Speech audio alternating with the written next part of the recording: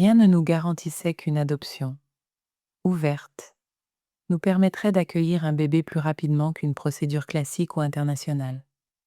Notre agence nous avait même prévenu en tant que couple d'hommes homosexuels, l'attente risquait d'être longue. Ce sentiment s'est confirmé lors d'un séminaire obligatoire de 2 jours, quand 2 mères biologiques ont expliqué que leur priorité absolue était de trouver un foyer chrétien et traditionnel pour leur enfant. Pourtant, nous avons décidé de tenter l'aventure.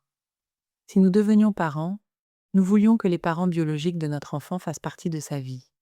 Contre toute attente, nous n'avons pas attendu longtemps.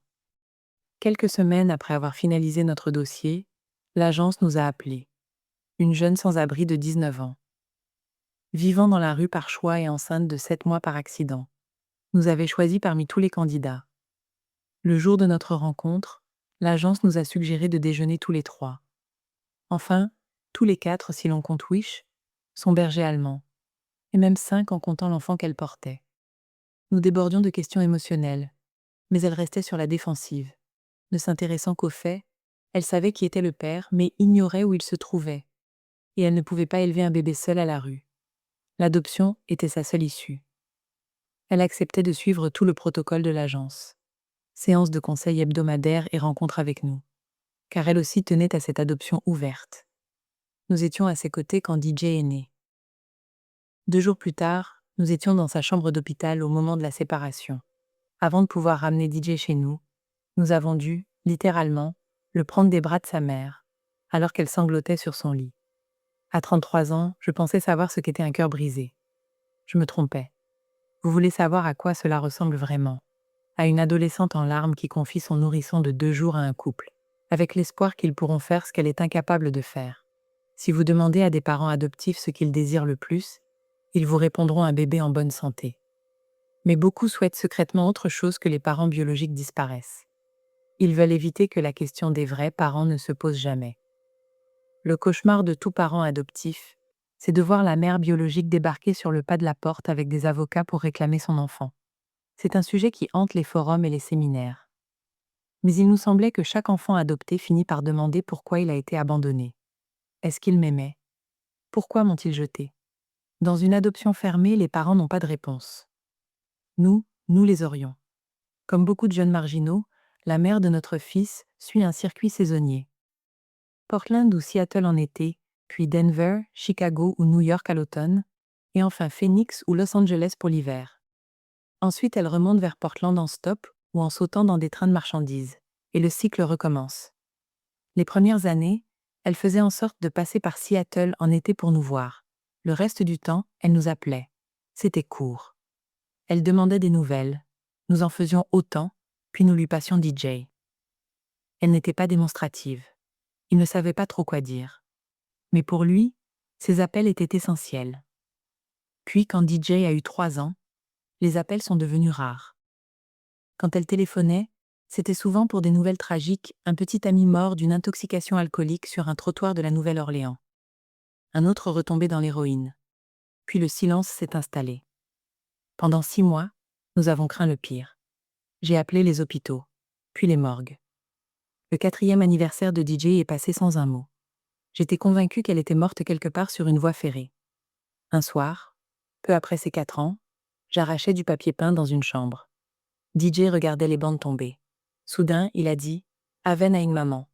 Et moi aussi j'ai une maman. » « C'est vrai, j'ai répondu. Je suis sortie du ventre de ma maman. Je joue avec elle au parc, a-t-il continué. Puis il m'a regardé, quand est-ce que je vais la revoir? Cet été, ai-je promis, en espérant ne pas mentir. Nous n'avions pas eu de ses nouvelles depuis septembre. L'été est passé. Puis l'automne. Je ne savais plus quoi lui dire. Nous savions qu'elle l'aimait. Mais nous savions aussi qu'elle ne donnait plus signe de vie. Entre lui dire que sa mère était probablement morte ou qu'elle était vivante, mais ne s'intéressait plus à lui. Quelle était la pire vérité? Bientôt, ces questions seraient plus dures. Pourquoi ne s'aimait-elle pas assez pour prendre soin d'elle-même? Pour rester en vie pour lui? Mon conjoint et moi en discutions tard le soir, reconnaissant pour chaque jour où DJ ne posait pas de questions.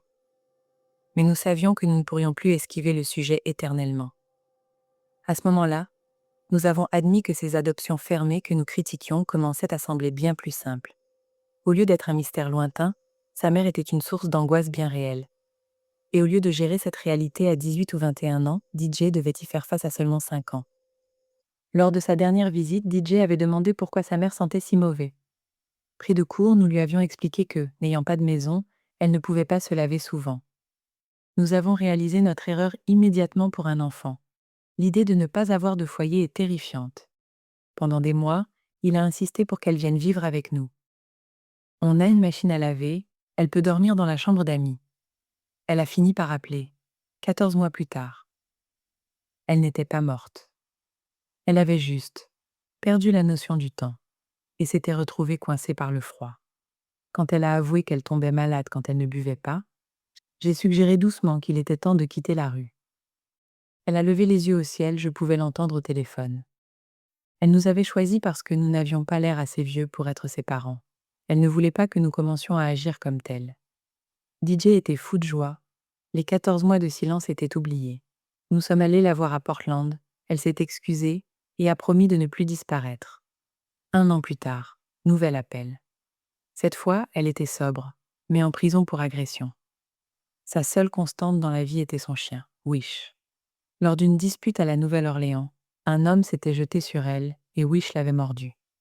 Elle était désespérée, elle allait rester enfermée, et le refuge allait piquer son chien. Elle pleurait. C'était la première fois que je l'entendais pleurer depuis l'hôpital, 6 ans plus tôt. 5 semaines et 1600 $ plus tard, nous avions sauvé le chien et elle était libre. Je l'ai suppliée de changer de vie. 3 mois après, elle m'appelait d'une prison en Virginie, arrêtée pour intrusion sur un terrain ferroviaire. Elle voulait juste dire bonjour à DJ. On dit que vivre dans la rue est un suicide au ralenti. Après 7 ans à la côtoyer, je pense que c'est vrai. Elle semble courtiser le danger en permanence. J'ai perdu le compte de ses amis morts d'overdose ou de froid. DJ grandit et commence à comprendre qui est sa mère, mais pour l'instant, cela ne semble pas l'affecter. Il l'aime. Pour lui, une photo de famille n'est pas complète si elle n'est pas dessus. Il veut la voir, même si elle sent mauvais. Nous aussi, nous avons hâte de la revoir. Mais je suis fatiguée. Et voici la partie la plus difficile à avouer.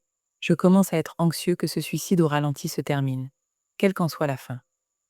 J'aimerais qu'elle s'en sorte, qu'elle trouve un appartement, qu'elle se reconstruise. Mais plus le temps passe, plus c'est difficile à imaginer. Beaucoup de gens qui s'autodétruisent n'hésitent pas à détruire leurs enfants au passage. Peut-être que la mère de DJ savait ce qui l'attendait. Elle l'a mis à l'abri, avec des parents qu'elle a choisis, même si cela lui a brisé le cœur. Elle savait que s'il restait près d'elle, elle finirait par le blesser lui aussi. Parfois, je me demande si cette explication suffira à DJ quand il nous demandera pourquoi sa mère n'a pas pu tenir bon, juste assez pour rester dans son monde. J'en doute.